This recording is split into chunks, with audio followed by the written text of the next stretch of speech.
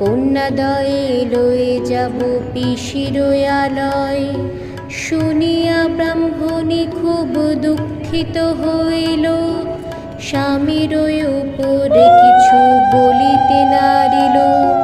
কন্যা দুটি লয়ে দ্বিজ পথবাহি যায়, হাঁটিতে হাঁটিতে শেষে দুপুর গড়ায়। ক্ষুধা পিপাসায় কাতর হইল কন্যাদ্বয়, ক্লান্ত হয়ে বসে তারা বৃক্ষের তলায়।